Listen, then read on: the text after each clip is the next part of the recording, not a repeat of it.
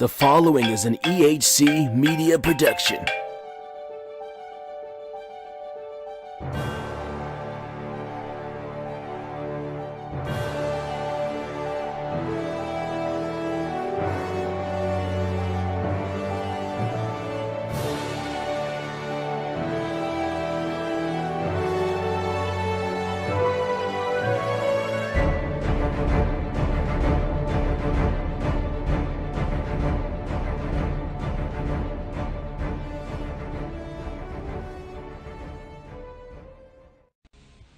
For honest, uncut, and often controversial coverage of all things wrestling, there's one place to get it, with some good old banter thrown in.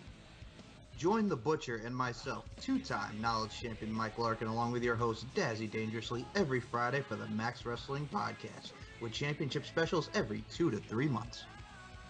WWE, New Japan, Ring of Honor, and the company with many names and more. On Facebook, YouTube, SoundCloud, Podomatic, iTunes, and Stitcher. We must now bid you adieu, goodbye, mwah, and good night. Bam!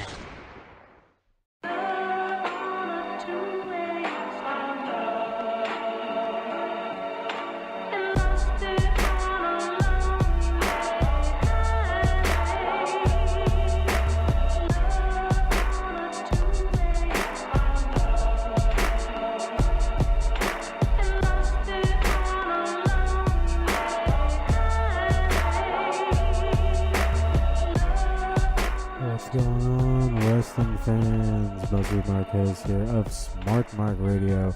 And I'm coming at you with a new episode of Smart Mark Radio, where we're going to do the WWE Evolution review. It's going to be me and a very special guest. I will get to him in just a bit. Just want to let you guys know that you can catch this lovely episode of Smart Mark Radio on the RWT podcast station on youtube.com. And that's right, ladies and gentlemen, starting on the 1st, November the 1st, you'll be able to catch all your favorite Smart Mark Radio episodes, including some future RWT episodes on the Smart Mark Radio SoundCloud station. So, still have that tickle in my throat, but I saw an awesome pay-per-view on Sunday involving nothing but women. There's a few things that I'm going to nitpick because that's what I do and that's what I do best. But what better way to nitpick than with my special guest? I will go ahead and get him on the line. Please stand by. Alright, so we're back. Smart Mark Radio is back, and I am here with my very special guest. And I have quite the intro for him. He's none other than the man that gave me my start in anything podcasting and the leader, and I want to say founder, of RWT on Facebook, and the man who runs the RWT Podcast Network on YouTube, Emir Blackbane Costello. That's right, brother. I'm here. I'm in the flesh, and I gotta say, man, I'm happy to be making an appearance on your show. You've always done fantastic work. You have a great voice and a great wrestling mind for this business, man. So I'm happy to see where you're going and the success you have and any future success that you have, man. It's just a pleasure to be working with you. Oh, dude, no, I appreciate you. You know what I mean? Like, my mind has just molded itself over the years, so I wouldn't call it great. I'd call it warped from all the craziness I've watched from WCW to everything in between. But no, dude, like, it's, you know, the honor is all mine. I get, you know, what I thought was the rare appearance from you, but it legit just took an asking. So, yeah, man. You know, the thing about me is this: I have a real passion for this business, including making videos, doing podcasts, including going to as many wrestling shows and pay-per-views and stuff like that that I can go to. And anytime I have a chance to talk wrestling with somebody, especially on a podcast and on radio and stuff like this, I'm always down, man. So thank you for having me. Right on. Okay, well, let's jump into this whole thing. Evolution was this Sunday, and I don't know what it is, but if it's not WWE main roster like to the fullest, if it's like an NXT-ish, this Evolution was somewhat of an NXT vibe kind of show. It was really, really good. Did you agree, or did you feel any different about it? No, I thought it was fantastic. And so here's the thing about that. I went into the RWT group there on Facebook, and from the beginning, like from the onset, I kept saying like this pay-per-view is fantastic. And I kind of got a little bit of pushback from some of the people on the page, and they were kind of they weren't ready to see the goodness in it. They were like, "Hey, you think this is good? Oh, but what about the lighting? Or what about these things?" They were kind of being like real nitpicky, like, you know what I mean? Instead of just going like, Yeah. "Hey, I felt that it was good." And so a lot of the things that I heard people complain about, I actually found out that there was some good explanations for why things happened that way. But personally, I was impressed with the pay-per-view from start to finish. As was I. I mean, it had a very somewhat like of a house show feel. It really felt like One Night Stand, like ECW's or One Last Stand, or what was it, One Night Stand? I think it was One Night Stand. But that's what it felt like. It felt like it was a WWE show, but it had nothing to do with WWE, other than the fact that every female there was signed to the WWE at one point.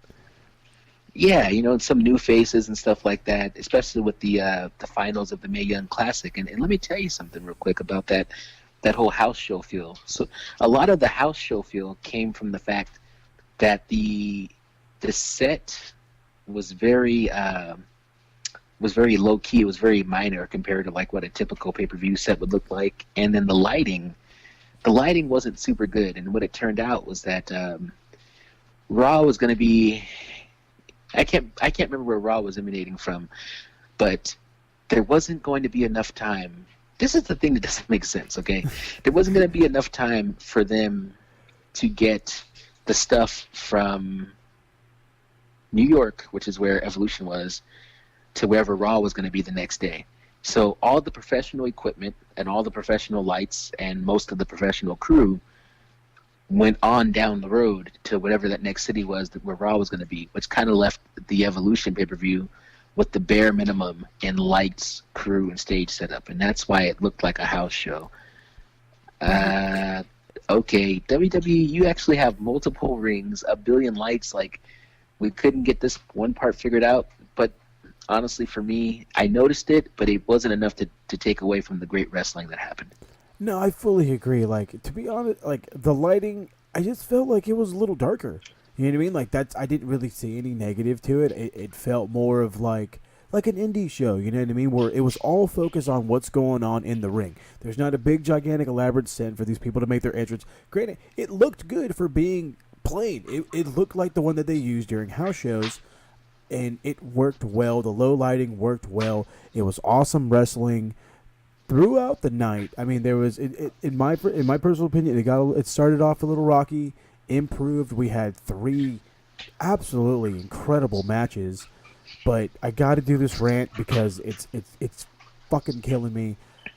This commentary, as green as it was, Michael Cole, and he improved throughout the night. But it's this beginning that I have to just bury him for, and the WWE, because they just love to push that they invented women, apparently. Or Stephanie McMahon invented women's sports, because Michael Cole is like, this is a historic night for all women's sports. It's like, what the fuck are you talking about? Like, has there not been multiple World Cup female, champions? Has there not been fucking Serena Williams and Venus Williams taking the fucking tennis by storm?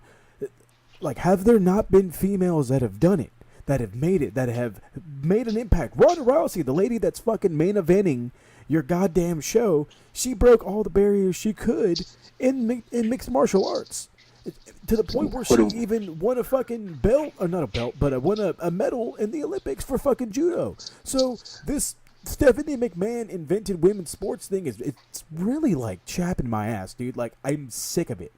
I'm really sick of it. Stephanie McMahon has now given approval to all the little girls out there. You go ahead and you win a championship because I made it acceptable. No, fuck you, okay? Like, oh my god. What about the WNBA? Is that a thing? It's a thing, dude. I don't care how little they make or how less they get watched. It's a fucking thing, okay? They took a male-dominated sport and they said, fuck you, we get our own league. And it's been around for how long now?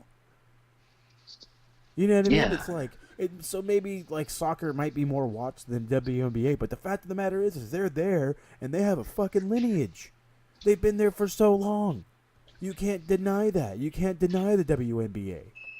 It's, you know, it's just, I don't know. Michael Cole's an idiot. Like I said, he got better throughout the night. The two ladies on commentary, Renee Young, is getting better with every show she does. Beth Phoenix, I would have much rather you and Lita switch places. You know, I think Lita would have been a better commentator, and you could have been a little bit better of a wrestler. But Let me just real quick about Lita.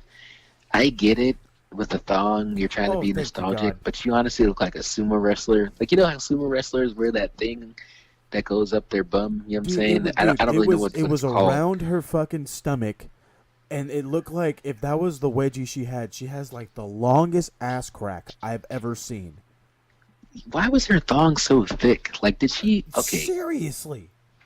It was like, dude, you're trying to... You look like a rip-off version of your original self. Like if they created a Lita action figure and it was at the 99-cent store, it'd be like, yeah, that's how she looked. I was like, oh my god. It looks like she got one of Rikishi's fucking old thongs and like it shrank, and she put it on. Right. So I was just like, another thing too. Man, Trish Stratus did not age well. I'm sorry. I know this has nothing to do with anything. I just no. Because I've thought the same thing. Like the face is still there, the tits are still there because they're not real, but the rest of her, God, lady, did you age? Well, I liked her face a lot more back in the day because I feel like as she got older, she got skinnier, but she got like that dangerously skinny where you think like, oh no, you should probably eat something before you fall over. You know what I mean? For the love of God, like, jeez. Like I said, I used to love Trish, and like she used to be, just like how you put it, she used to be fuller. Let's just go with that, thicker, if you will. And now she legit looks like somebody's grandma who's just trying to show off. Yeah, I had this question too for you. Okay, it's WWE Evolution. It's a all women's pay-per-view. All right, we got all female matches. We have Lillian Garcia coming back to special guest ring announcer. We have the female referee there from NXT who came up to do a couple matches. And then you get to commentary, and it's like, and our commentary team tonight being led by Michael Cole. Maybe just for this night, we find a third woman to put at the table. Like, why? And then in true Michael Cole fashion, at some point he goes, let me tell you about these two men in the ring. Oh, yeah. Just like, dude, what are you doing? Okay, so hold on. Like, as much as I want to jump on that same bandwagon that you're on right now and bury the fuck out of Michael Cole. There's room for one more. I'm sure there's always room for one more. But I gotta give it up to him. You know what I mean? He took two women that are super green. He's been doing this forever. And for the most part, he carried them. Now, granted, the commentary was far from the highlight of the show. But it wasn't exactly... Well, who the fuck am I kidding? It was the only negative. Okay? But it wasn't so bad in the way that you had to mute your TV just to watch the show. It was decent. The Mae Young Classic was decent. I really don't think Beth Phoenix should be there. I feel like she's a robot. I feel like they're trying to overproduce her. She's just saying what they tell her to say. I feel like Renee Young is afraid to step on toes. And Michael Cole is so stuck to the fucking script, it just kills me. The only time all night long during Evolution, I watched it again for the third time, the only time he took his eyes off the fucking script was when Charlotte was climbing the ladder when Becky was climbing the ladder to leg drop Charlotte through the table. That was the only time he took his eyes off the fucking thing. I saw a picture of Michael Cole at the commentary table. At some point, he was. Well, they're claiming that he was reading text messages on his phone, but I don't know what he was doing with his phone, but I guarantee you he wasn't just randomly reading text messages, because that man is so dialed in. And historically, we know Vince McMahon, who was pictured in the back, because Vince McMahon produced the entire pay-per-view of Evolution, and he was in Gorilla the whole night. You know he's yelling in Michael Cole's ear. Oh yeah. Say this, damn it. God damn it, say this. Don't forget to say you gotta put him over. Michael, I swear to God, you're fired. Like, oh yeah, right. He fucking lives in his guest house. He ain't gonna fire him. I thought they were gonna, they teased like there was gonna be this big announcement from Stephanie McMahon, and then we just never saw her. They fucking crapped all over us. I'm sure everybody was expecting it to be the tag title announcement, which, I'm still trying to wrap my head around that. Because if you make it a thing and it turns into a branded thing, you got to make 3 sets of belts, okay? You got to make an NXT Women's Tag Title, you got to make the Raw Tag Titles for the women, and the SmackDown Women Tag Title. So that's 3 sets of fucking belts you got to make. Or you can be smart, and you can allow the women's division to travel to both shows, considering that they're not far from each other. I mean, you're going to know who's going to be on what show. But, allow it to be free. And these tag champions could be traveling tag champions. One night they're on Raw. The next night they're on SmackDown. Then they're going to stay on SmackDown for a couple weeks. And then, boom, they're in fucking NXT. Just, make it something. You know what I mean? Stop everybody has a fucking title for everybody's fucking brand. Enough. We're getting ready to move to Fox next year. You know you don't have the firepower. Let's get a merger. Here's another idea for you, okay? Now, here's the thing. I like your idea. The problem with your idea is this. In order for them to have tag titles, they have to actually establish a women's tag team division. I don't know, maybe I'm missing it. But, I see like a stable here or a stable there, but I don't really see like a bona fide tag team division. So what if instead of creating titles for a division that kind of technically doesn't exist, what if they just created a mid-card title for the women, like a women's intercontinental championship or something like that, where like you don't only get to be champ. Like, here's the thing: you have like a women's champion on Raw and one on SmackDown, and then just those two get to hold the belt. But what if women could be battling over a mid-card title, the same way that the IC belt typically catapults that individual to the next level of championship level? Nia Jax could be holding down the women's intercontinental title right now, and then working her way up to main event status. And why doesn't that exist? No, that's a hell of an idea. Like I said, it's a lot better than my crazy idea with the traveling champions and all that shit, because I make sense, and that's not allowed in the wrestling business. But like, if you make the mid card title for the ladies, you got to do it for both brands. That's the fucking problem with adding titles during this brand split. Any title you add, a TV title, a light heavyweight title, or whatever, you have to do it for both shows. So I like the idea of like an not an NXT, Jesus Christ, of like a women's television title. I think that'd be like the best way to do it. You do like a women's television title.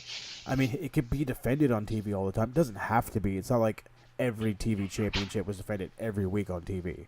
So, I don't know. I like the idea. You give them something else to fight for. You know what I mean? Instead of us seeing like the same 6 ladies, like we know we do, like how we normally only see like the same 10 guys per brand. It's it's time to change it up. It's time to give some people a little bit more shine. So that's dangerous, Moses Marquez. That is dangerous. I will tell you. They tried that before. They tried changing it up. So the fans, much like yourself, they called for a change. Hey, I'm tired of seeing the same 3 or 4 guys holding the belt. And WWE went, okay, allow me to present you with Jinder Mahal. And then everybody lost their shit. Yeah, but see, that's totally okay. Your point is extremely valid, but if you and please stop me if I'm anywhere near wrong. If you replace Jinder with, I don't know, any fucking buddy else, tell me it wouldn't have worked. You're not wrong. But it still speaks to the point of like, this is how the WWE universe works. People go like, we need somebody new to hold the belt. And WWE goes, all right, here's this guy. And they go, no, not that guy. No, we need, insert like whoever, your favorite wrestler here. So the universe is very particular. People know what they want. Now here's the bad part.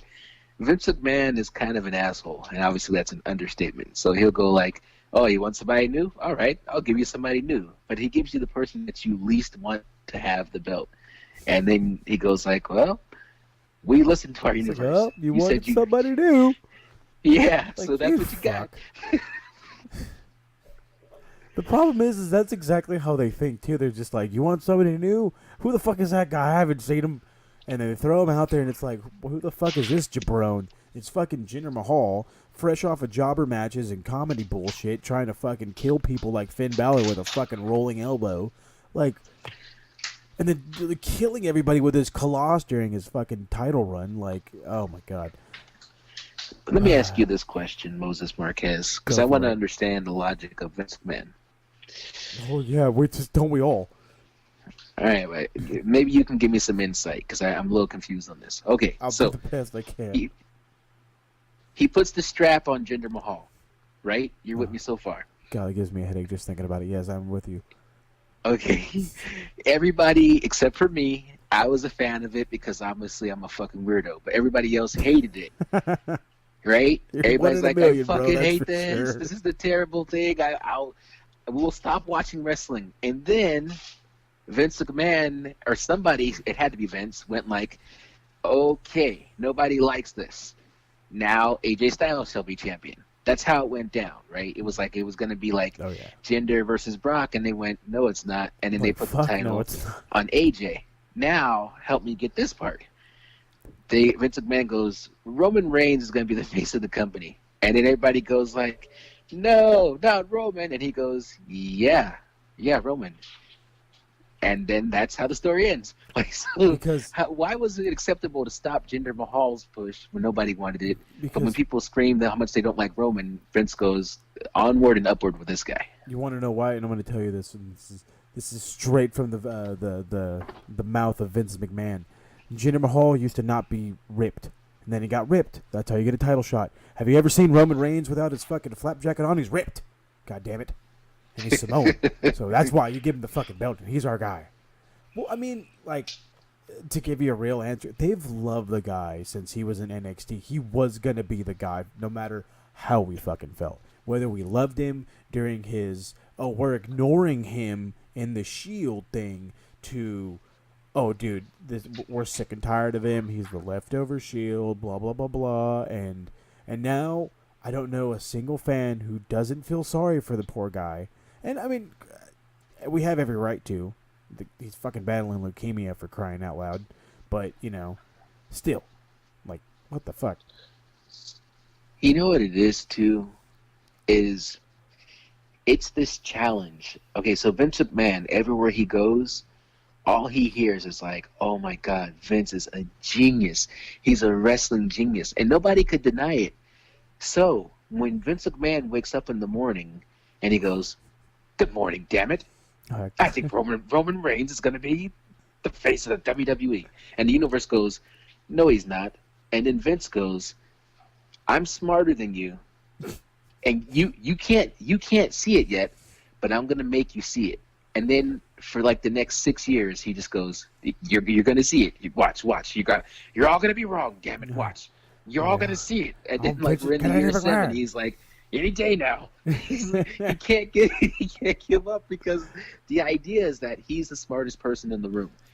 And he's like, room, then. you guys love him. You just haven't figured it out yet. And if I give up now, you'll never get there. So I gotta keep pushing him. Oh my God. And then just like right when he finally slowly realizes nobody's gonna like him, he has to go away. Okay, we could talk and rant about Vince McMahon forever. We got to get to this Evolution show. Started off with a cool little rock concert from Nia Strauss and Lizzie Hale. Nita Strauss, if you know her, if you know anything about rock music, she led a all-female Iron Maiden tribute band called Iron Maidens, and actually took over lead guitarist for Alice Cooper's band. And Lizzie Hale is the lead singer and lead guitarist of a band called Hailstorm. I've never heard of it. I fell off in the rock world. Which was which? Because okay, I didn't. First of all, I thought the person on the ramp was a guy, and I was thinking to myself, why is that guy out there? But the girl in the ring, I recognize her because they've used her before, right? Yeah. Like in a couple pay-per-views ago, at WrestleMania or something. Yeah, she was the one that played Shinsuke's music coming out. Correct. Yeah, that's Nita Strauss. She's the one that is like, she was in the ring and all like, I don't know, she looks really cute. Maybe it's just me, but like she was getting it on the guitar. But yeah, no, she's the one that led the Iron Maidens. I guess I gotta hear him. I mean, I like Iron Maiden, but I've never heard her, so fuck it. But I mean, yeah, they were kicking ass. It was a cool little show for the first 3-4 minutes. I didn't really get why the show started out like that. I was just like, oh, okay, so she's a girl who plays guitar, and she played Shinsuke down the ramp before, so now the show must start off like this? You're goddamn right it should, because this is all about the women's sports that Stephanie McMahon created, and goddamn it, we're having a women rock concert to start the show. That's why. Because women.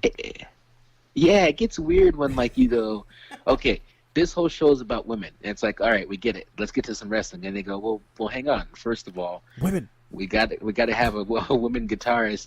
Like that's not even a thing in the men's show. It's not like the show starts out with some badass dude just ripping licks, fucking like, dude, what's going on?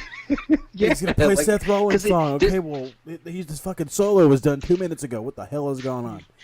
There's no context for that. Like, what was the purpose? It's not like she played a superstar theme. She just came out and was like, I'm a woman. Now here's a guitar. Oh, yeah. Apparently they were playing some Evolution song. I don't know. All I know is I was like, okay, this is like the perfect time to go grab a beer. Like, I'm not being mean. They played great. I'm trying to watch a fucking wrestling show, okay? If I wanted to watch a rock concert during a wrestling show, I'd start watching reruns of WCW. You know what I mean? So, but no, we were talking about Trish. We were talking about Lita. For God's sakes, they look old. Alexa Bliss battling with a concussion thanks to our Raw Women's Champion, Ronda Rousey. Alexa Fox replaces her and tags with Mickie James, and was actually a better match than I thought it was going to be. They went like 15 minutes. I don't fucking know why. Yeah, I mean, the biggest heat spot of the whole match is when Mickie and Trish get a chance to go at it like they used to. I even started to get, a little rowdy for it because I've been hoping for that. I'm really hoping that they have a one-off at WrestleMania. I totally doubt it. But, of course, Alicia Fox fucks up something that she's supposed to do, botches a breakup spot, and then it kind of works out perfectly because now it gives Lita a shot to make a fucking moonsault, which she still has. Congratulations, but I'd pull that thong out of your ass next time. And Trish and Lita pick up the win in a match we all knew they were going to win. Yeah, man. All right, a couple things on this match. Okay, the part where Michael Cole goes like, well, Alicia Fox is a shoo-in for Hall of Fame because she's the longest tenured wrestler. Oh, also, Alicia Fox has never done one thing in the wrestling ring. So if just being around for a long time means you get to be a Hall of Famer, then I'm sure she'll be in by next year. Then there should be a bunch of people jumping the fucking Hall of Fame bandwagon any minute then, because they've been around for fucking ever and done nothing. She hasn't really done anything significant, so it gets a little weird. Do you know who Little Kim is? You ever heard of a rapper called Little Kim? I am very aware of Little Kim. Okay, when I was a kid, I'm an 80s baby. I was born in 86, so like in the 90s, I was like, 4 years old and up. When I was a kid, Little Kim, much like Michael Jackson, was black. Now, I don't know if you've seen Little Kim lately, but now she's a white woman. And I mean, she is seriously white, bro. Like I don't know what she did. She followed that Michael Jackson thing, and over the years, she's gotten more and more plastic surgery, and more like bleaching of the skin, and now she's actually white. She's not black at all. None of her features, her skin tone, nothing. On the Caucasian team. Now let me go back to Alicia Fox. Don't get ahead of me here, okay? When I first saw Alicia Fox, I know she was black. I know she was, man. I don't know if you saw Alicia this past Sunday. That woman is not the same black woman. They say she's been around for a long time, but wrestling doesn't do that to you. I swear to God, bro, she is getting. I don't know if she's bleaching her skin, but like every time I see her, she looks brighter and brighter, and it's like, how is this happening? Dude, speaking of bright, what is going on with her fucking weave? Like, that thing looked like it was going to fall off every time I turned around.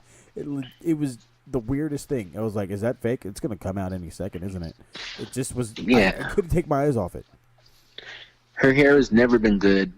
When she walks down to the ramp, I always think like, oh my God, her hips are going to break because she has this like jagged step. I don't know, man. And her hair, when she was managing Cedric Alexander, I just thought to myself, oh, Jesus, like, why are they doing this? And then Noam Dar, he fell for it. You know? Oh, yeah, hook, line, and sinker. Yeah. The fact that they plugged her in, all right, fine. And Trish and Lita, boy, they got some big pops when they came out. Did you hear the crowd? The crowd was on fire for them, bro. It's nostalgia, man. You know what I mean? It's the one that was they were both valets at once. I want to say Trish was with Testa and Albert, TNA, tits and ass, because it was all about her tits and ass. And Lita was she started out with S.A. Rios. S.A. Rios. That's right. I don't know why I was gonna say like Angelico or something stupid. I'm stuck on Lucha Underground. Then she did her Hardy Boys thing. I noticed when she came out on Sunday that she was doing some Hardy Boy type motions, you know? Oh yeah, I mean you got to play that up because that's what she's known for. She was known as the Hardy Boys valet. Nobody remembers her with S.A. Rios, but I think that's when she was like the hottest. Like she actually was like showing off her goods all the time. And then she started fucking doing moonsaults out of nowhere. That's when people were barely getting introduced to the fact they're like, oh my God, this high flying woman. And of course JR was on commentary at the time, and he made it seem like the best thing ever. Now, but here's this dynamic. So sometimes you'll see like John Cena and Batista come back into WWE, and they may be involved in a match with Randy Orton. Yeah. And those first two guys, you're like, they're not really around anymore. They've moved on. But Randy Orton, he's still there, and you forget that they all came up together, like they were all in the same graduating really class. Do, though. It's kind of easy to forget that Randy Orton like a current guy, but he's just as old as them, right? Yeah. That's how it felt looking at Mickie James in the ring with Trish and Lita, who have retired like a million times and have left the company, and they just come back for special shows. But the reality is, Mickie James has been in wrestling all throughout, whether it was Impact or WWE, and so these old women are coming back in, but Mickie James is from their generation, so it's this weird thing. She's just been there the whole time, so we don't think of her as like this old woman, but she's old too. I mean, yeah, I mean, Alexa Bliss was getting on her using the same lines, like we know it's past your bedtime and blah blah blah. Oh yeah, no, Alexa knows how to bury the older folk, that's for sure. But what I will say is, how in the hell does Mickie look like just so good? And like how we're saying, fucking Lita and Trish look like old ladies. I think it's because it's that statement, if you don't use it, you will lose it. And so the difference is that like Trish, when she's like, oh, I'm a mom now, and that's what I do. And Lita, I don't really know what Lita does. She does some Lita shit. But Mickie James, think about it. She's in that ring every day. She's in the gym. She's still working out. She's still running the ropes. So, you know, she looks young and fit because she's still using those muscles all the time. This isn't some one-off return match for her. She's in the ring. She's active. So you might explain it. Yeah, that's for sure. Well, right after this opening match, we get a little bit of a, I guess, backstage interview, if you will, with the Bellas, talking about how they're going to do something Bellas, and Nikki's going to take Ronda's belt, and they dedicate this match to Ronda's mom. And I'm like, you fucking prick. Like, Ronda's going to kill you for sure now. But, I mean, I've always thought it was best for both Nikki and Brie to be heels. I knew eventually they were going to go heel, and then you can't really be a face against Ronda. It doesn't happen like that. So, just, I don't know, stupid little interview. It was a little segue into the 20-woman battle royal, which I will admit on live radio, on recorded sound. I can be held accountable for this in the court of law if need be. This was one of the best battle royals I've ever seen. And I will stick I with that 100% statement. agree with you, man. And I'm not a fan of the battle royals. Like when it's the men, I don't really like it. It's kind of boring and blah blah blah. But with the women, it worked out well. And man, listen. I'm an Ember Moon guy. I'm also a Nia Jax guy. If you asked me what I wanted, the moment Ember walked out, because I was going back and forth on messages with Matt Clark, and he's like, who do you got in the battle royals? I'm like, I need Ember to win this one. But then when it came down to her and Nia, it wasn't even about. I never believed she could beat Nia when it was just the two of them. I was like, well, she's not going to get Nia over the rope. See, I was on that believable. I was like, dude, it's going to happen. Worst case scenario, it's going to be a Cena Batista incident. And it didn't happen like that. And Nia pulled out the win. Like I said, one of the best battle royals I've ever seen. It was Naomi, Michelle McCool, Sonya Deville, Alundra Blaze, who has not, I repeat, has not, N-O-T, taken a bump since 2001 and did not even take a bump in this match. Thank God for that. Carmella, Selena Vega, Kelly, Tamina, Ember Moon, Lana, Maria Kanellis looking awesome, by the way, with Mike and the baby by ringside. Mandy Rose always looking lovely. Molly Holly looking good for somebody who's almost Ivory's almost 60, but Molly Holly is in her late 40s, and she still looks pretty good. Dana Brooke, Nia Jax, Ivory, Asuka, Tori Wilson, Billy, Kay, and Peyton Royce. Of course, they got to cut their fucking promo, but Ivory, almost 60 years old. I want to say she's 59. I was told that she's 56. I'm pretty sure she's 59 because she's the same age as Dave Meltzer. Can still go, can still take bumps, and even got a little dance on with fucking Carmella for the 7-second dance break, which, as much as I want to say it's getting old, I love it every time it happens.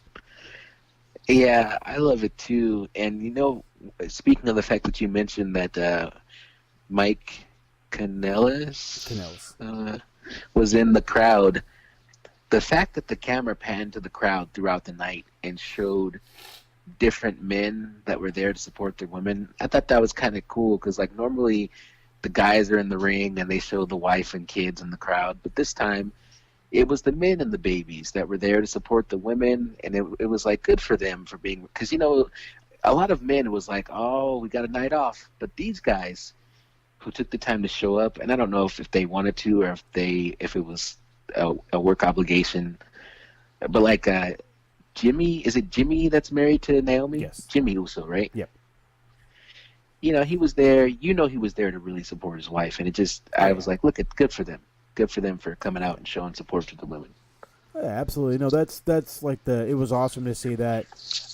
Travis Brown is at every pay-per-view Ronda's at. So, like, the husband's there, dude. Yeah, you're just making it better for everybody.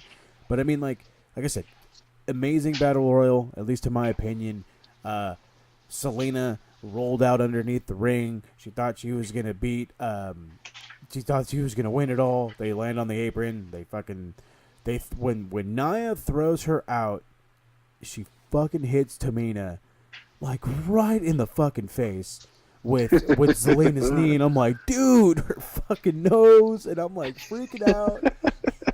I'm like, they're going to chew fucking Nia's ass, dude, in the back. But Tamina can recover. Let me tell you why. Tamina has got a worse wrestling record than The Undertaker. Tamina wrestles like once every 7 years. She gets hurt she'll have some time to figure it out. Poor thing. Like, I think she just came back from, I want to say it was either knee or shoulder surgery. She was on the show for 9 fucking months. She has a really weird, if you think about Tamina, what a strange WWE career. It almost feels like same thing that like what's happening with Samoa Joe, who seems to always be injured these days. It's like Samoa Joe wrestles in WWE. You're like, yeah, except for he spends more time injured than he does active. And Tamina felt like the same case. It's because it is the same case. She's fucking hurt every time we turn around. We hear that she's going to get a push because she's that new big athlete and all that hoopla, blah, blah. And then Nia shows up and they're like, Tamina who? It's the daughter of Jimmy Superfly Snuka. Nobody gives a rat's ass, which I personally don't care. I mean, she can wrestle. That's the thing. She can go. But they're just like over it. I mean, her and Nia had a little stare down. It was cool. Lana tried to like eliminate them. That was hilarious. They beat the crap out of Nia. Out of Lana. It was great. It was awesome. I really, and I'm not trying to be mean when I say this, I don't need every woman who wins a tournament or wins a battle royal or whatever. The title is a different ballgame. But when you win a tournament or you win, like I said, a battle royal, why do you got to be so fucking emotional? Why do you got to cry? Oh my God, it's the first battle royal I've ever won. If you've ever worked an indie ever in your whole life, you've more than likely won some random ass battle royal. Okay? It's not that big of a fucking deal. Half the people don't want to be in the battle royal because they're just going to waste all their energy just to get fucking thrown over the top rope. So, like, I don't know. I mean, and I'm going to say the same thing with this next match. I also have some other things I got a tidbit again. I have to go against, and it's a Mae Young Classic final. Io Shirai, Toni Storm, probably the best wrestler that came from Japan, and yes, that includes God dang it, Asuka, and it also surpasses Kairi Sane, and it surpasses the other lady, Sakamura. Is it Sakamura? One of the other ladies from the Mae Young Classic. I missed the Mae Young Classic this year. Oh, dude, really? Yeah, man. Unfortunately, this school work, this whole thing, it's all catching up to me. And so, like, when I can catch some wrestling right now on the weekends, I'm like, I got to get some NXT, some NXT UK, some 205 Live, some New Japan. And yeah, I missed the Mae Young. No, don't worry. I've got like 4 matches. I can tell you 4 matches from the Mae Young that are, they'll blow some of the cruiserweight classic matches out of the water. Like, this was a way better tournament than last year. But speaking of a way better tournament, we got 2 amazing finalists. This was an awesome match. It was very Japanese style wrestling, very strong style. It was like they were back at Shimmer, just killing each other. German suplex onto the floor. The crowd wasn't super hot, but then they got on fire. The match was short. I hated that. They got 10 minutes. You should have given them 15. Let them go. Let them show them this is what women's wrestling could be. Yeah, I like that. I like watching 2 girls from the indies go at it because, let's be real, man. In WWE, they're not called divas anymore. Exactly. But with the exception of a few of them, like maybe 1 or 2 of them, the rest of them still looks like the divas. They might not be in bra and panties matches, but they're not like indie women that are like the indie women could wrestle a guy and it would be just as good. Yeah, I mean, if not better. There's some women out there that can wrestle a man better than most men. Yeah, Look at Gargano's Look at Lana. wife. Like, she's not. You look at Lana and you go like, you're absolutely a diva. You're not. No offense to you, Lana's cool. I get it, but she's there every day. How has she not learned how to wrestle? Like, I'm about to say, you want to know how she hasn't learned to wrestle, and I will, again, this is another one of these things. You can take me to court, and I can't testify against this because this is on recorded podcast. I watch Total Bellas and Total Divas, and she's a bitch. Like, she's always getting drunk and acting a fool. It's no wonder she can't fucking learn shit. She's always pissing people off. They don't want to teach her nothing. Natty hates her, and Natty is like the one that teaches everybody. I'll tell you one thing she don't miss. She don't miss no post on Instagram. She's always got time for social media and to go live on something. And it's like, maybe work on your craft. You call yourself a WWE superstar, but I could probably get in there. No, I couldn't. But I'm just saying. Never taken a bump? Toni Storm. I said it in the RWT group, and I'm going to say it here on this show. Toni Storm, if you can hear me, you're a babe. I love you. I hate your fucking mouth. I don't know why you make that weird fucking expression with your mouth. It's just like, close your mouth and stop doing that, man. Like, what? Please, Tony Storm, if you can hear me, if you're within earshot, all the respect in the world for you. Also, if you have a couple minutes, just watch your match back. And every time your mouth does that weird thing that it does, realize that the whole world is cringing. Maybe close your mouth while you're wrestling, please. Thank you. I wasn't going to say it, but I'm not going to disagree with you. No, she's a total babe. But yeah, no, I don't know what the fuck she's like doing when she does that. I'm like, okay. Can you like turn So around when you do weird. that so at least the hard cam's on your ass? I don't know. But I mean, but down to brass tacks, she's awesome. In the ring, in between those ropes, she handles her fucking business. She's able to hit her strong zero. Like again, 10-minute match, should have went 15. You had the on Monday Night Raw, the heels, Stephanie McMahon and Triple H, and on every other goddamn show, they're the fucking happiest-go-lucky baby faces you've ever fucking seen.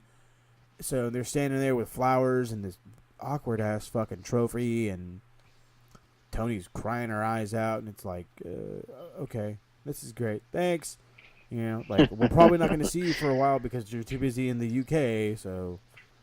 But whatever. Yeah, I did enjoy the match. I thought it was a great match. But from the very beginning, I said, well, Tony Storm's going to win this match. And then people were like, well, why do you think that? And I'm like, well, because based on nothing else but this thing, it just doesn't seem likely that they're going to have two Japanese women win it in consecutive years. That would be a little bit weird, right? No. And it was like, oh, okay. It Well, wouldn't be. I don't know. You're talking about Io Shirai. I mean, like, they've been after her for she's a year fantastic. plus. That's how she's great, right? I saw that with the Air Genius, dude. She did her thing. It just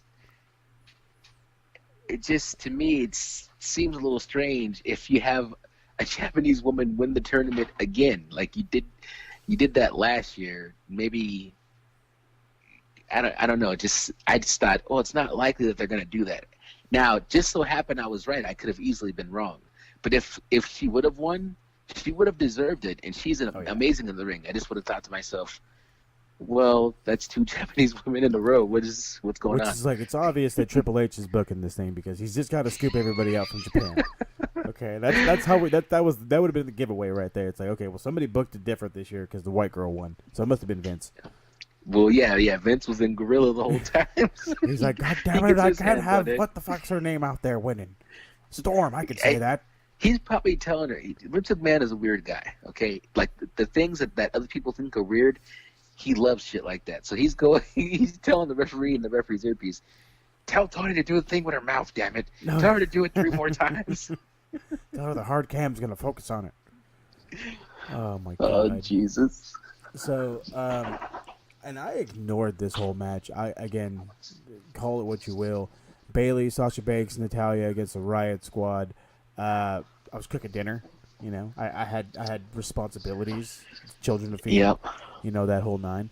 From what I heard, it was really fast paced. It was a good match. From my girlfriend's reaction, she watched the whole thing. She's legit turning into a fan, and I totally blame myself for that. Yes, and I mean, like I said, it was a good match. We got to see, the big elbow drop from Bayley, which was cool. Michael Cole made some fucking comment about Liv Morgan, and she was once like thinking of committing suicide, and that's why her name is Liv. And it's like, well, not only did you break kayfabe, but you're just talking about somebody's deep dark secrets, you fucking weirdo. Yeah, that part was not. Here's the thing: as much control as Vince McMahon has, I'm sure Michael Cole did that at the instruction of Vince. But why? Why are we bringing up the fact that Liv Morgan tried to kill herself? And even if that is her name, if she calls herself Liv because she chose life, I don't know, man. Yeah, you're right. It seems like a super personal, like intimate thing. Yeah. And they're gonna go like, hey, you mind if we talk about that time you tried to kill yourself? And because she wants to keep her job, she's gonna go, oh, okay, we can turn that into a thing, because I would love to relive the time I wanted to fucking die. That sounds like the perfect way to spend Evolution. I could totally see this conversation happening between her and like Stephanie. Like, hey, so my dad's a little curious. Like, could we talk about like your suicide issue, and that's why you call yourself Liv? And I could see him like peeking around the corner, like, what'd she say? Goddammit! Yeah. Like, dude, would you This like is the same fuck off? guy. Did she say It's it's the same okay? guy. He wanted to put Triple H and Stephanie's wedding on pay-per-view. Oh my Now, god! and then they said no. They had to legit say no. He was ready to do it. Now, here's the thing. Just to be clear to anybody who can hear this, it sounds like I'm super critical of Vince McMahon. If I was walking down the street and I saw Vince McMahon, I would be the happiest person. I'd be like, mark oh out my like nobody's God, Vince business. McMahon, you're a fucking genius. Can I shake your hand? Do you want me to shine your shoes? Like, I wouldn't talk go all that this fucking shit, far. right? Like, Vince is crazy. If I could be Vince McMahon, I would lose my shit. No, I would lose my shit too. I'm not gonna ask the guy if I can shine his fucking shoes. But I'd be like, you want to go get a steak? I heard you like steaks. You get a fucking You steak. like steaks? That's his fucking thing, man. Don't bug him while he's eating, because he'll deny anything you ask for. You got to make sure that his steak is done right, or he gets all fucking butthurt. And I don't know. He's a different breed of guy. Speaking of different breed of people, Kairi Sane, Shayna Baszler, NXT Women's Title. This had Triple H's fingerprints all over it because it was awesome. This was the first real awesome match of the night, excluding the Battle Royal, and it just got better from here. Like, this was really good, and then we had another really good. Well, Io Shirai and Toni Storm was pretty good, and this match was really good, and then it got holy shit good with the Becky Charlotte match. But this Kairi Sane Shayna Baszler match started out similar to their last takeover. You know, Baszler's just doing her thing, keeping the mounts, hitting the spinning back fist, you know, doing a lot of manipulation holds where she's, you know, contorting her arms and her legs, and she's just doing everything she can, keeping the heat, keeping Kairi down. And as this match goes on, Kairi starts to fire back up, comes with a DDT off the top rope, looked awesome. And then all of a sudden, here comes women that nobody remembers. They were signed, they're huge names, but again, nobody remembers. And that's Jessamine Duke grabbing Kairi Sane, and it's Maria Shafir? Fucking Roderick Strong's goddamn wife. Exactly. The Who's are in the building. These are just NXT women. They're two of the four. Well, I'm going to say three because Ronda's not 4 horsewomen right now. So 2 of the 3 4 horsewomen of NXT. They ran interference. I got a really bad taste in my mouth when they ran this interference. I figured it's way too early to take the belt off of Kairi, but she's pretty over. Maybe she's on her way up already. Who knows? Maybe Shayna could already be on her way up with this new stable of the horsewomen behind her. I mean, granted, I don't see Ronda joining them anytime soon, but the idea of a heel Ronda does excite me. Yeah, man, this is okay.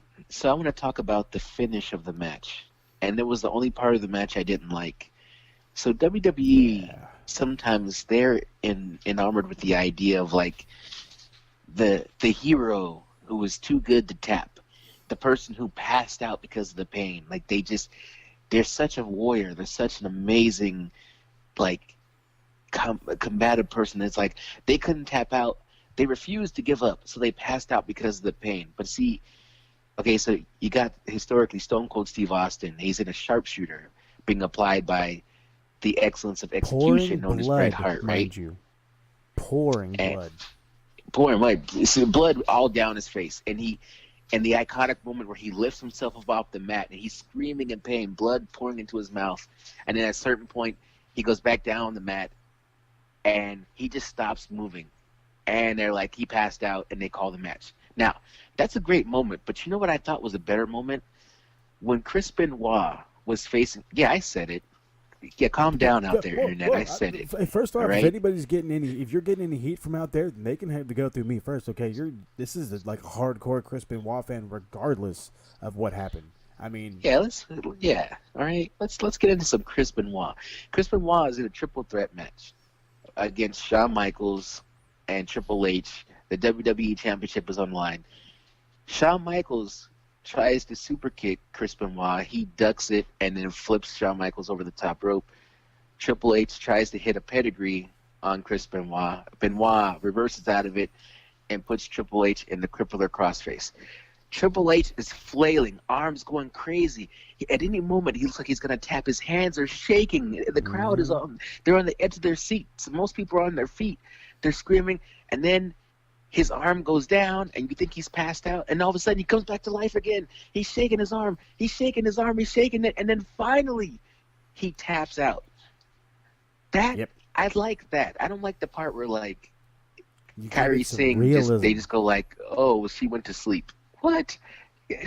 she went to sleep. Like I said, I can see because she had it on, and then she got kicked in the head, and then she got put back in it. But no, I'm right there with you. You give it one last real ditch effort. Like, you're going out. No, fuck this. I'm not going out. This is my belt. I'm winning.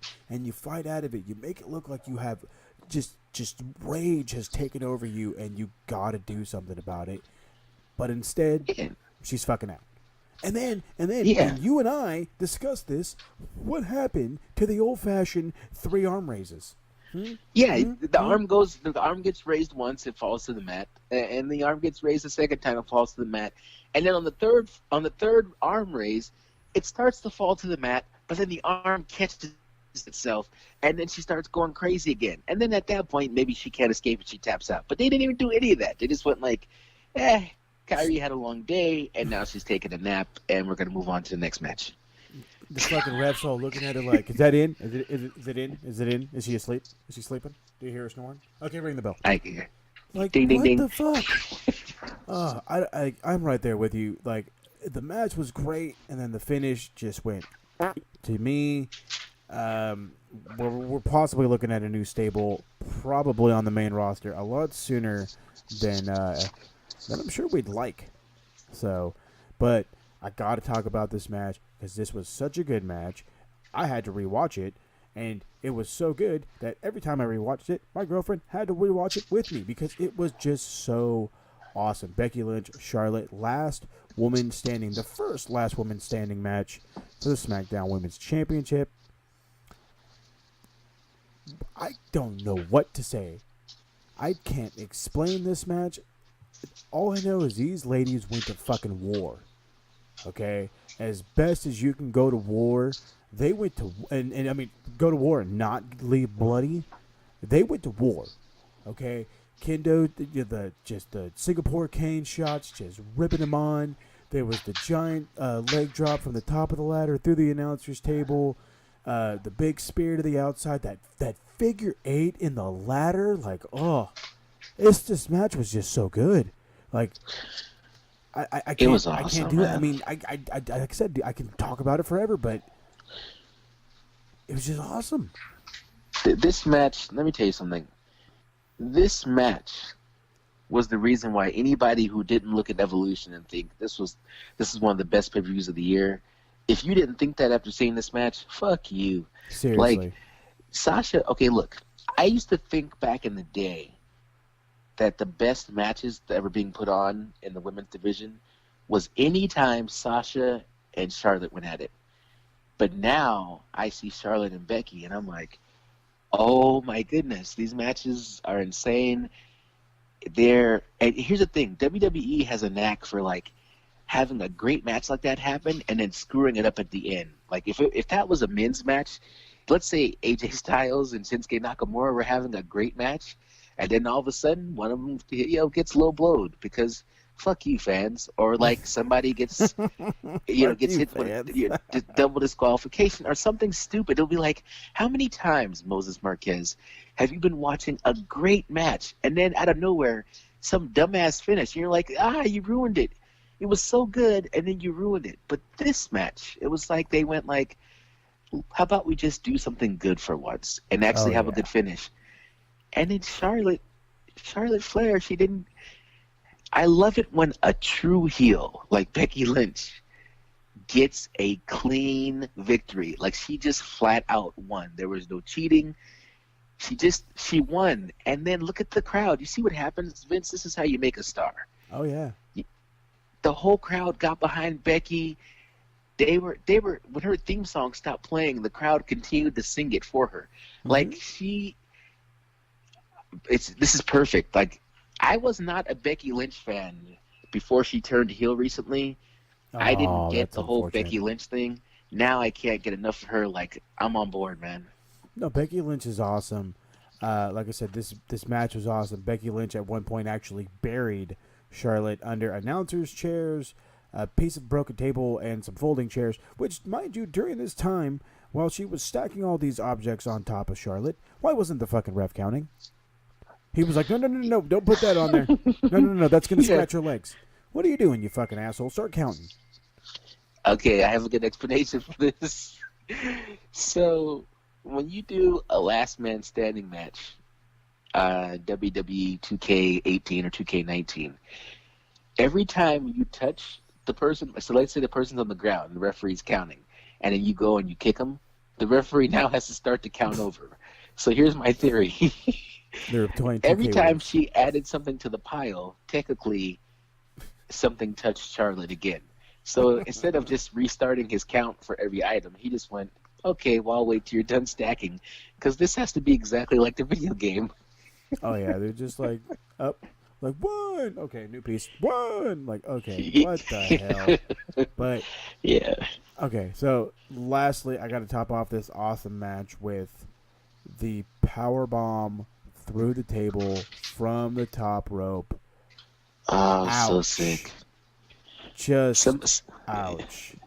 Somebody get the get well cards, because that move was sick. Oh my goodness! First off, that was awesome, but oh my god, just the pure thud. And here's the fucked up thing: for those of you who have done wrestling or have ever performed, taken bumps, whatever, you know that the bump she took is the perfect way to take a bump, and that's why it fucking hurt so bad, because it was flat.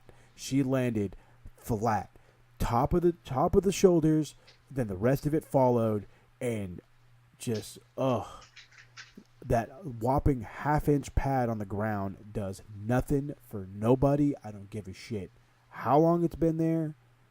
It does nothing.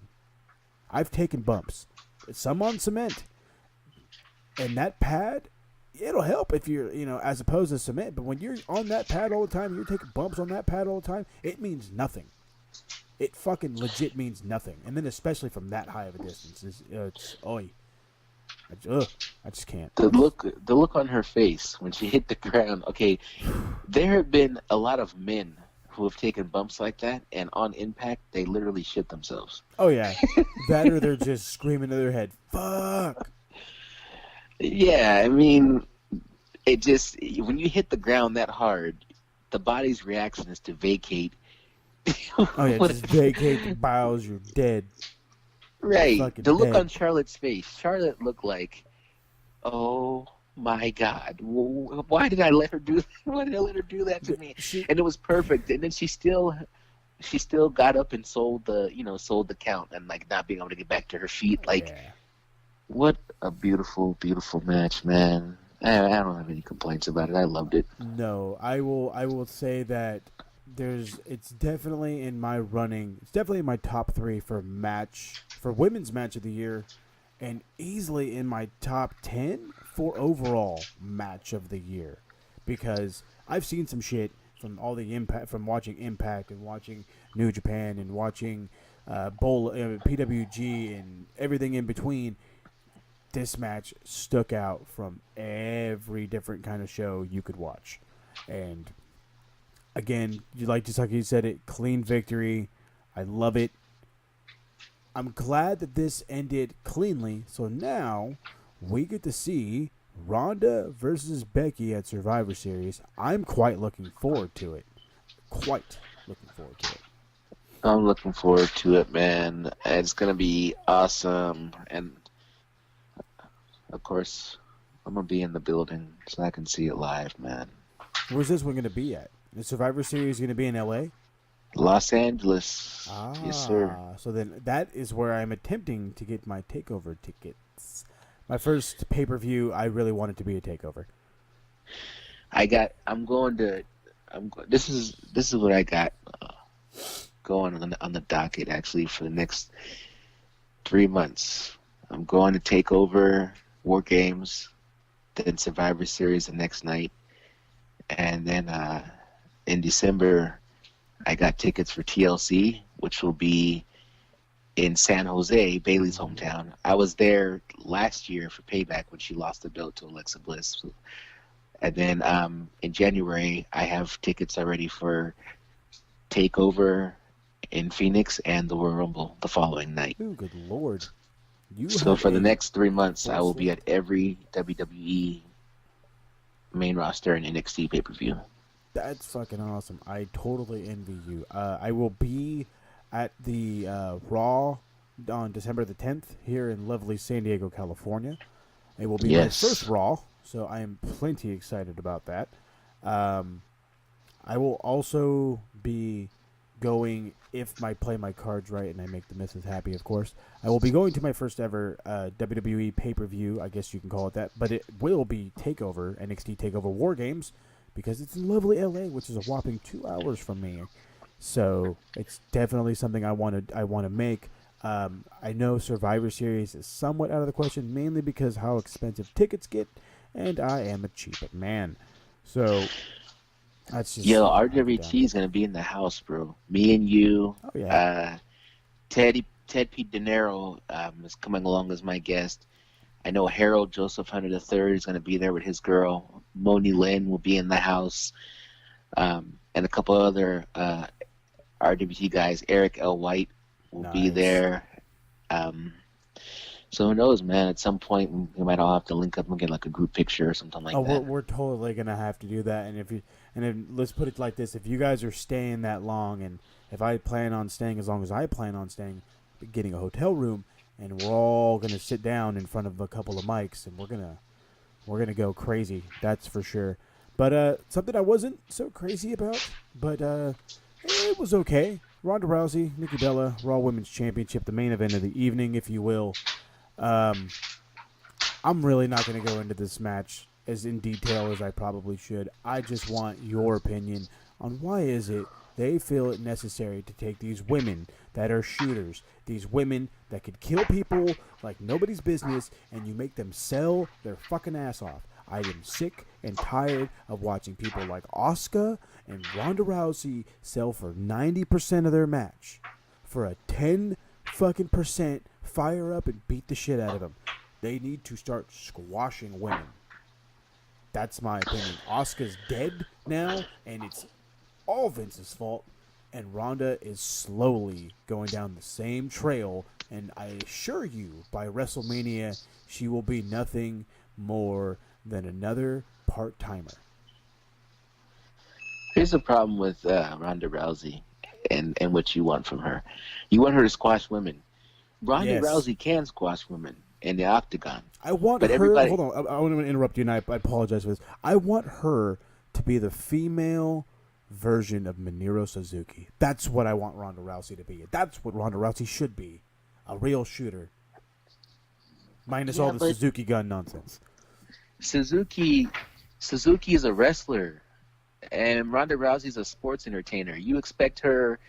No. I want her to get onto that shooter plane where she's a shooter. She can legit whip your ass. All the stuff she does hurts. Hence why people like Alexa are getting concussions from fucking house shows. She's a shooter, and they need to play her up as a shooter. Just like they do Shayna. Okay, but it's the... Okay, you want that because you're a grown-up. Like, you're a grown-up, you know what I mean? You know what they want?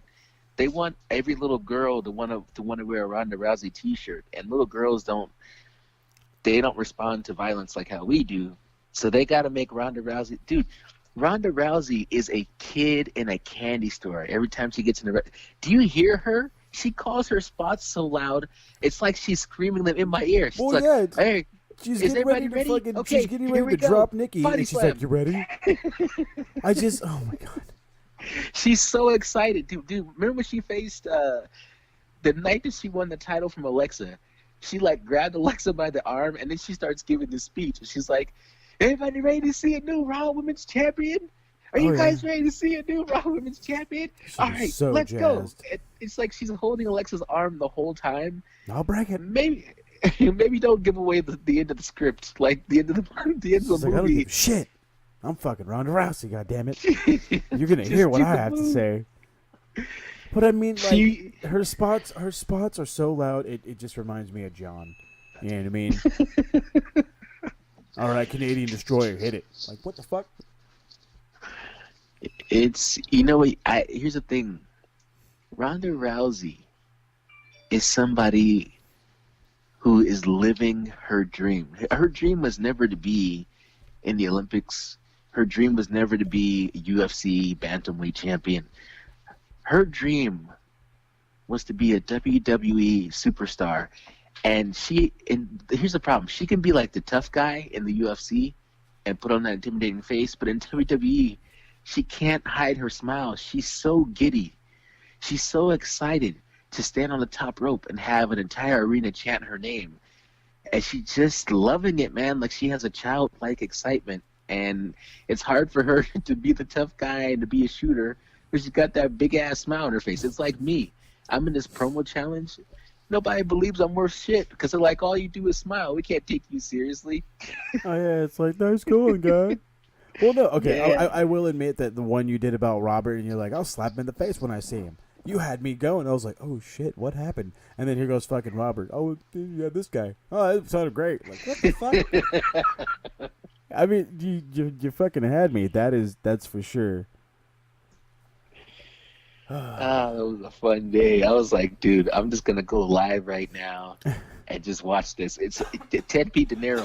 He was watching it, so he's taking it for a shoot. He's like, yeah, talk that shit. And I'm like, yeah, watch this. Oh, yeah, check me out. Like, get out of here.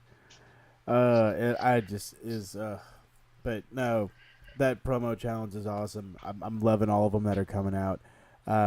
Like I said, this Nikki Ronda match, it was a match. It was, wasn't the greatest thing I've ever seen from Ronda. It was probably one of the best matches I've seen from Nikki, though. Of course, the Bella Magic. All of a sudden, it used to be Twin Magic. Now it's Bella Magic. Got it all, had some Brie interference. I think Ronda is like Braun. She really likes to run into the post spot because she can make it look so bad. So I think she loves that spot. Like, throw me into the post, please. I gotta get the fucking heat. Yeah, you know what, too? You know why they can't do Twin Magic anymore is because Brie Bella just has natural boobs, and so Nikki. Yeah, and then she's now the hot one. Yeah, right. And Nikki's got these giant boobs now that have been surgically implanted, and so you can't pull the Twin Magic anymore because if Nikki rolls out and Brie rolls in, you immediately go like, pop. "Oh, those boobs are much smaller. You must have tried to pull Twin Magic." Well, it's just like, oh my lord. But like I said, overall, it was a pretty good match. I enjoyed it. Somebody's really got to change Ronda's fucking makeup. This warrior eyes thing is just killing me. And then is it just me, or when she fires up, it's like hitting comeback in WWE 2K. She does some fucking random little gimmick. She does some fucking she slaps her fucking thighs and crap, and then she gets all like, "Let's go, bitch!" And then all of a sudden she hits her fucking signature, fucks around for a little bit, hits the finish, and it's over. It's legit fucking 2K for every single one of the end of her matches. Yeah, man. Also, just a quick side note for 2K. Ronda Rousey looks terrible in 2K, but here's what makes me mad. I just bought UFC 3 by EA Sports, and she looks perfect on that game. Can we get it together, 2K? When you're watching Ronda Rousey and she starts to go for that signature move, do you ever think to yourself, oh my gosh, she's gonna kill them? Like, that move looks so unsafe. I don't even know what it is. Like, she just basically gets the woman into like a fireman carry and just whips her onto her head. It's a fucking judo throw. It looked terrible because she has both the bellas on her. She goes to flip them. One lands fucking back up. The other one lands face down. Well, how the hell did that happen? You know what I mean? No, and the move looks scary as fuck. And then she always pre-warns everybody about the armbar. Like, she looks at them, okay, I'm going to bend this way. Just go with me. Like, bitch, we can tell that you're bending their arm when you're yanking on it, okay? We're not stupid. We know you can legit rip their arm off, but Asuka can do a regular armbar. Alberto Del Rio can do a regular armbar. Why the fuck can't you do a regular armbar? Because she's got to go all MMA and trying to make it like mad realistic. You know what I mean? She's got to do her thing. But it's when I look at her do those moves, my only thought is maybe she's good at her job. Because when I see her do those moves, I'm thinking she's gonna fucking hurt somebody. And then I don't think I'm wrong, because what's the reason why Alexa couldn't compete? Like, Ronda looks at any moment looks like she could legit hurt somebody. Every time she gets through a match and nobody's injured, I'm like, oh my god, that was close. Like, yeah, it's really scary. It's legit scary. And I love her, man. I love Ronda Rousey. 100%. I think she's awesome. She has all my love and respect. I took the Greyhound bus from Long Beach into Las Vegas Nice. for the Elimination Chamber pay-per-view, just so I could see Ronda Rousey debut in WWE. Just to get the debut. I got on a goddamn plane and flew to New Orleans just so I could see Ronda at WrestleMania. I love her, man, but she needs to find some safer moves, because she's got me terrified for her opponent in a bad way. You know? Oh yeah, big time. No, she's definitely needs to work on her arsenal for sure. Right now, she's just kind of like, oh, I'm just gonna practice all my matches at the Performance Center, so you know I'm gonna whip your ass all night. It's like, no. You need to learn how to actually wrestle. You know what I mean? I had some rest holds every now and again. Give your opponent a fucking break. That's for sure. But this whole thing ended on a good match, on a good note, I should say. Ronda's still champion, loving on her boyfriend in the front row. Who I will say was in the background. I don't know if you know who this is. Jake Shields was in the background. I don't know why the fuck he was there. You have any idea who Jake Shields is? Never heard the name. That's terrible. Well, for being an MMA fan like myself, well, I guess you can call me an. I'm slowly getting back into it. I have a reason why I stopped watching it, and maybe I'll make a whole show about just why I stopped watching it in the first place. But Jake Shields is a former UFC, I want to say, welterweight and middleweight champion. He was at one point 44-0, fighting for the WEC, and then joins the UFC, has like 4 straight fights where he's victorious, remains undefeated, goes against, I want to say GSP, and he just beats the shit out of him. So it's unfortunately one of those guys that was like he was a great fighter when he's not in the UFC, and he comes to the UFC and you realize that there's MMA fighters and then there's UFC fighters. So, but no, he was in the crowd. My guess is just to support the whole MMA feel from Ronda. Maybe he's a pro wrestling fan. Speaking of MMA guys being pro wrestling fans, Daniel Cormier has announced that, yes, his WWE tryout was to be a commentator for SmackDown when they moved to Fox. And this is a move by Fox because they feel if you bring in a huge name that is surrounded with the name Fox, that he's going to do great. How do you feel about an MMA guy, obviously not named Brock Lesnar and or Ken Shamrock, coming in to do commentary of all things, not wrestle? I think this. I have a couple thoughts on this. My first thought, overwhelmingly, is WWE is trying to capitalize on the popularity of MMA. And if you bring in an MMA guy to commentate, it's because you want him to add his specific expertise of MMA. And therefore, anytime he commentates a Ronda Rousey match, I can't believe that she's going to lose, because that commentator is specifically there to speak to the moves that she's doing. Okay. And like a Shayna Baszler, they're going to want these people who have this MMA background to just do straight up MMA stuff, so they could be like, look at this move, and this is some ground and pound here, and blah, blah, blah. Now, the other thing is this. Historically, African-American commentators, I don't know if it's that they're bad or that the crowd just doesn't think that they're good, but if you look at like Percy Watson and Byron Saxton and Booker T, I mean, I don't know how many more you want me to name, man, but they're not super good. But I think Booker T did it on purpose. Like, he knew what was going to get him laughed at and to be given his quote-unquote bad rep. Okay, he's just like, Yeah. what is what is the shucky ducky quack quack or whatever the fuck he said. Chucky Ducky. Whatever the Tell fuck. me you didn't just say that. Oh, yeah, tell me you did. Anyway, Booker T, you used to be amazing, and now you just breed really good wrestlers. Actually, like I've been watching a lot of guys that come out of his wrestling school. What my man Sammy Guevara is actually one of them, and Just reality ROW reality of wrestling. I actually haven't seen a single one of those shows. I just normally I've catch seen him a when he does couple. like his Instagram live thing. It's good stuff, man. I mean, that's where Ember Moon was Athena. Oh, The that's Usos right. wrestled there before they got into WWE. A lot. So he serves just like Progress. Progress is that what they call it? Yeah. And I see he that. serves. Yeah, those guys.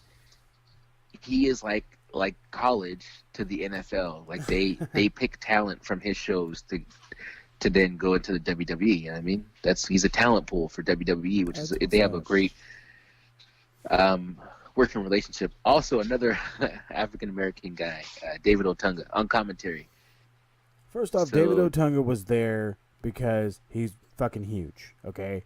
And then his popularity went from I'm huge to you're god awful in the ring. Please, for the love of God, get out. Oh, what? You married Jennifer Hudson? Get your ass in the commentary booth. That's what happened. Now, was he good though? Like, how many? No, Yeah. So with the if you straightest Daniel face Cormier, I've ever made in my life. No, he was god Daniel- awful. Correct. Daniel Cormier has got to. He's got to bring it back for the brothers. Okay. He's got to. If he gets in there, all right, fine. I don't have any objections. It is a little strange to think that a guy that's like wanting to fight Brock Lesnar in real life could end up just being a commentator for one of his WWE matches. But all I'm saying is, if you do get the job, if you're good enough to get in there, I hope that you show that a black man can also be good on commentary, because historically in WWE, nobody's really showing the brothers love, and perhaps the four that have been named don't really deserve any love. I don't know. They deserve no love. None of them deserve any bit of love and or recognition. They just need to fall by the wayside and remember the good old days. So, I just want to go through one more quick news thing, and then I want to quickly get your predictions on this Friday's show. If you are unaware, Renee Young, believe it or fucking not, is going to be headed to Saudi Arabia for the fucking WWE Crown Jewel show this Friday. She's going to be on the commentary table. What are Are your you serious? thoughts on that? I'm reading it right here, as thanks to F4WOnline.com, as reported by Dave Meltzer. She's heading to the event. She'll be there. Well, okay. Well, this is okay. Wait a minute. Yeah. So Wait a minute is definitely Right. one way to state it. okay, because they had a commercial last time they were in Saudi Arabia. There was a commercial that came on that a woman was in the commercial, and then they had to issue an apology for that. Oh, my bad. We showed a woman on TV. Yo, Sorry. that was crazy, son. My bad. Now What this if they journalist, make her they cover up? killed this journalist. Yeah, and it's like, okay, we have to concede something. So Renee Young's gonna be on commentary. Mm-hmm. She will be part of the commentary team. It's a little weird because women can't even wrestle. Nope. So They're not make even up your supposed mind to go. here, you know. I'm sure what it is, they had this cock and they're like, look at here, dude, like, we're getting a lot of fucking heat for going to this goddamn thing, and I don't want to get killed while we're over there, so we're going to bring this woman, and we're going to make it look like we're telling you what to do, but in all reality, we're just going to shut up and take your fucking money, and probably play a bunch of propaganda bullshit, just so you don't kill us. But I very quickly want to go back to the Daniel Cormier thing. You want to know how I think he'd be great as a color commentator, because he's a very, very big wrestling fan, very old school wrestling fan, big NWA kind of guy. You know, he likes the Mid-South, the 80s wrestling, the old school kind of wrestling. I think he'd be great if you re-sign Morrow and you put him back on SmackDown. You get Vince out of his fucking ear and you let those two create magic. To a all sports mind who is absolutely he's with a lot of knowledge in professional wrestling and a guy who is a fan, a real fan, one of us, if you will, on the commentary booth. I think that could work gangbusters. Yeah, I think it can too, and I'm rooting for him. I don't think that this is a bad thing. So far, all the reports that I've heard about the demands that Fox is making and the direction that they're wanting WWE to go in, the results seem like they could all be nothing but good things. So I have no problem with any of it. And Daniel Cormier, he's well spoken, and I think that he's going to hold it down, man. I think he's going to be taken seriously, and I believe he can absolutely do it. So I support him fully. I support him too, and I also have him beating Derek Lewis, retaining his UFC heavyweight championship to then go on and I'm hoping fight John Jones and just you leave Brock Lesnar in the fucking wind and it's like, yeah, you left for nothing, yay. I would rather that, but I think it's going to be Cormier and Lesnar. They think it's going to be a lot of money. I still think Cormier wins out and then retires on top very quickly because I've realized how long we've been going. I'm going to go through this Crown Jewel card, get your take on it.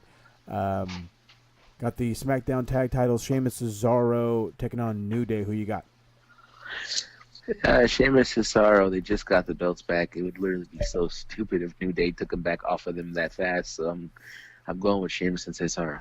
Right on. Okay, we have the World Cup tournament. These are the first round matches. I want you just to give me your finalist and who's winning.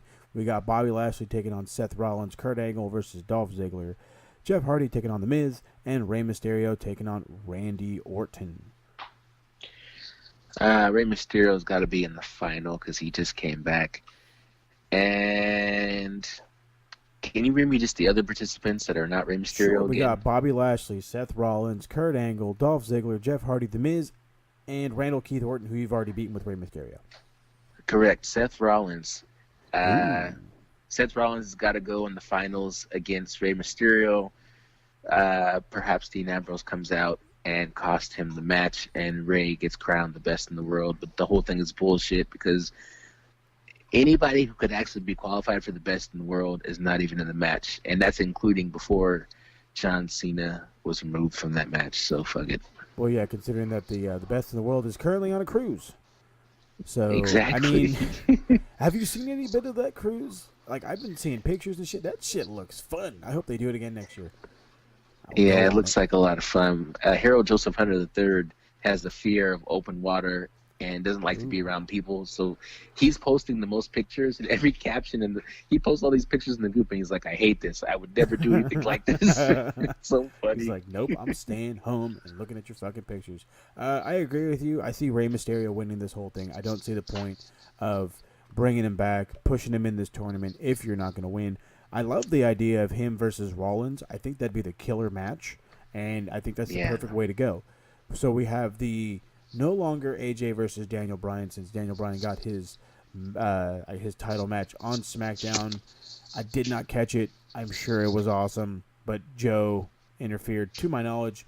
So AJ Styles, Samoa Joe, WWE Championship. Who you got? You know what? I'm gonna go with Joe. Come on, what are we doing here? Okay, AJ's been champion for a million years. That's cool, man. But you know what makes championship reign special? Losing the belt and then fighting your way back to it. You're not and wrong. Also, we're just going to keep giving Joe a million title matches but never letting him taste that sweet nectar. Just come on, man. Like, everybody's mad about Crown Jewel. Just give the crowd what they want. Put the title on Joe, and then let AJ win it back at some point. But it's not a real rivalry if AJ wins every fucking match. No, I fully agree. I think Joe should win. I think Joe should be the new champ. I love AJ. I do. I would love for him to break Brock's record that's currently being broken by Pete Dunne. You know? But Samoa Joe deserves to be champ. The amount of great matches we can get out of Samoa Joe being champion is, in my opinion, limitless. Like, you can put him up against pretty much anybody, and it would be awesome. And then here's the other reason why I think he should win that. You got Braun versus Brock for the vacant Universal Championship. Now, before I get your pick, I'm going with Braun because, well, he's a monster, and because he's Braun. And I think Samoa Joe versus Braun as the main event of Survivor Series outside of the Survivor Series styles match, I think that could be pretty awesome in itself. Also, you have, I guess, the resident monster, if you will, of SmackDown against the monster on Raw. Both champions, both gigantic dudes. I'd love to see Samoa Joe put Braun to work. Yeah, man, I think that would be fantastic. Samoa Joe he can move, but let's not forget, as much as he can move and as much respect as he has in this business, he's still a big man. And Vince McMahon does not respect big men. That's why he won't give Kevin Owens more love. And I don't know that he's ever going to give Samoa Joe any love, but he should, man. Because Samoa Joe's a great heel. He's got a great moveset. He can talk on that microphone. And yeah, him versus Braun, they would tear it up, man. So I'm with you. Yeah, I love it. Hope and Brock just gets beat and then goes to the UFC and gets beat and then just go get beat for the love of God. The old men versus the old men, D-Generation X, Triple H, Shawn Michaels taking on the Undertaker and Kane, the Brothers of Destruction. Who you got? I got DX going over, only because. Wait, how do I want to do this?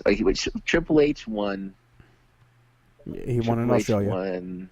Yeah, so maybe the Brothers of Destruction got to win. Whichever way it goes, there's got to be that one last match again with Undertaker and Shawn Michaels at Survivor Series or something like that, man.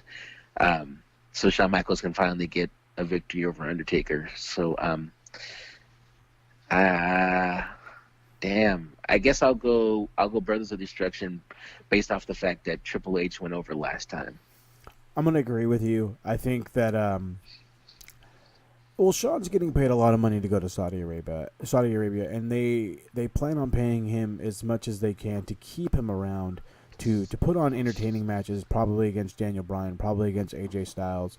But no, I'm with you. I see another Taker versus Shawn thing. So, I mean, if they really wanted to squash everything, you have Shawn pin Taker at this show. And the 2-0 DX, Undertaker goes away again, Kane goes back to being the mayor of Knoxville, and DX hangs out for a little while. Yeah, I wonder if they're going to fight one-on-one again. I need it to be in the next 3 pay-per-views, because I was... the first WrestleMania I went to was WrestleMania 26. I was in the house in Phoenix when Shawn Michaels lost to The Undertaker and retired. And I was always able to say, I was there for Shawn Michaels' last match, except for now I can't say that because he's going to fucking wrestle again. Oh, yeah, he's going to keep on wrestling, too. Yeah, he'll get the bug again.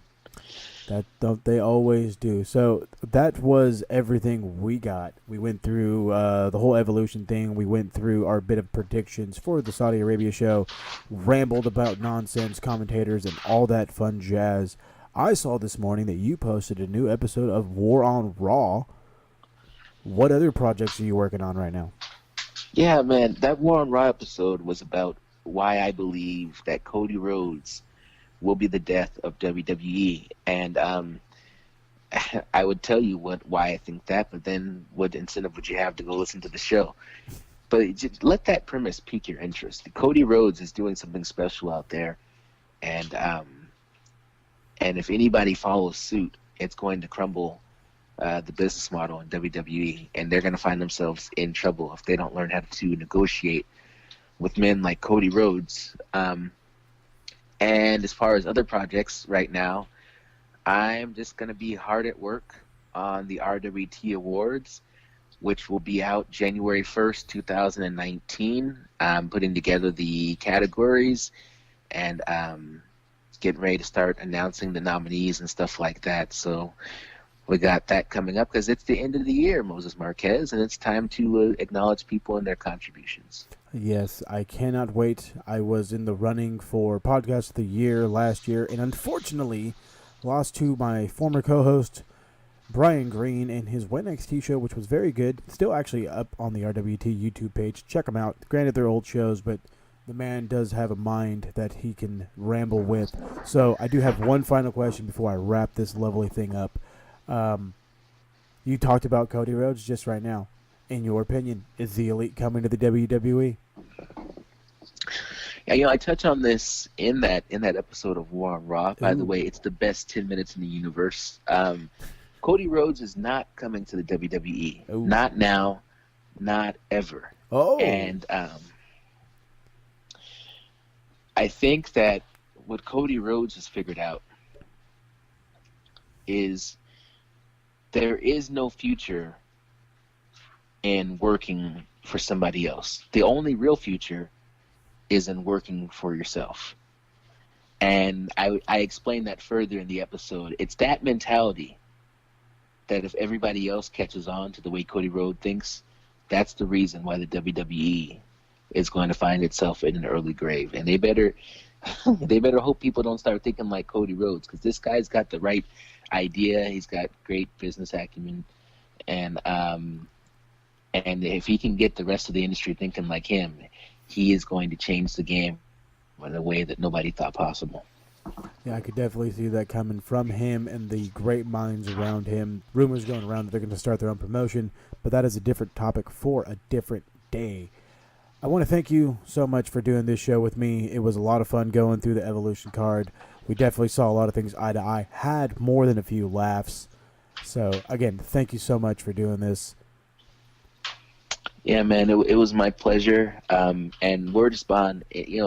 Anytime you have me back on, I would love to be here, man. I love talking wrestling, and I love talking with you, Moses Marquez. So thank you.